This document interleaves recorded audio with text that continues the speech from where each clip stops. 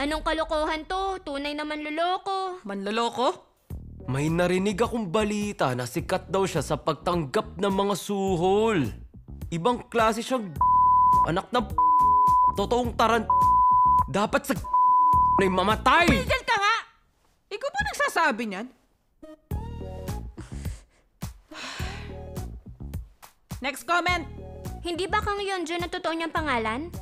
Mukha siya yung babaeng schoolmate ko dati. Alam ko yung papa niya basag ulo eh. Sobrang lala, eventually nakulong. Habang sinusubukan kong i-expose ang mga gawain ni Hang Sung-ye, na-expose din ako ng mga tao! Wisit! Teka, more than 10 years nang nakatago yung info ko. Paano yun nahukay ng mga tao in 1 hour? Paano yun? Kukolekta ako ng screenshots. Sige nga, kung merong sumobra, kakasuhan ko na lang sila. Kung magagawa mo, kaya ba? Bakit hindi? Ibig ko sabihin, yung sitwasyon mo kasi ngayon eh.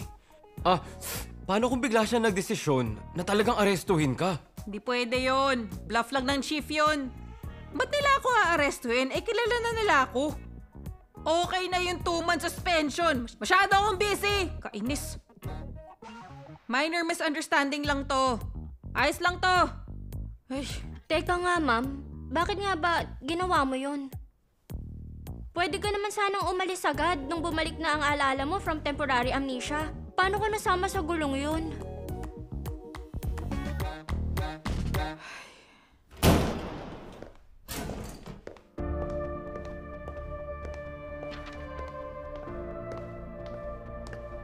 Hanggang saan mo dadalhin to? Bastos yung dating mo ah. Tingin mo matatago mong katotohanan? Alam ko na ang lahat. Katotohanan? O yung gusto mong paniwalaan?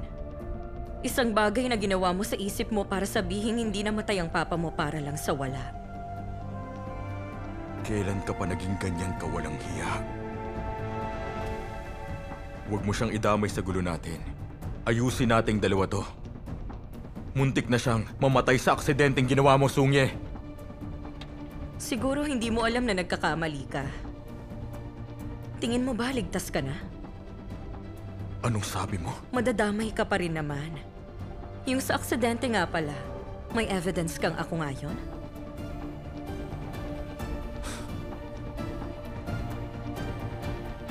Evidence? Sige. Mag-usap tayo pagdala ko ng evidence. Mukhang hindi mo pa rin naiintindihan. Hindi mo nakita?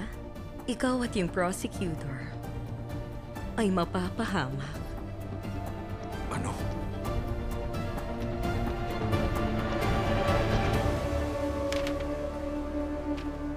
Sino mag-aakalang makikwestiyon ka? Tungkol dun sa kaso ng impersonation bago nila gawin yung retrial for arson. dahil sa fact na sobrang kamukha ako si Kang Mina. Nakipagtulungan ako kay Han Song-wook na may sama ng loob sa Hanju dahil sa pagkamatay ng kanyang ama. Tinago ko sa malayo si Kang Mina at nag-commit ng breach of trust and embezzlement. At bumalik ako sa trabaho para lang hindi ako mahuli. Walang kwenta naman tong sinulat nilang haba-haba pa. Iimbestigahan pa talaga ako ng mga prosecutor na yon base sa kalokohang to? Ano pa ba magagawa nila? Kinasuhan ka na ng chief nila.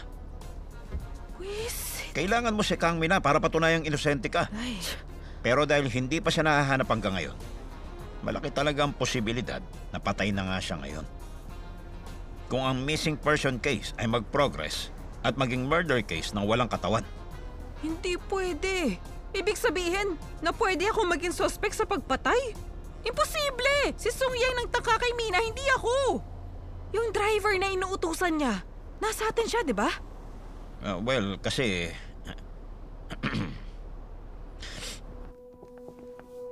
Anong sabi mo?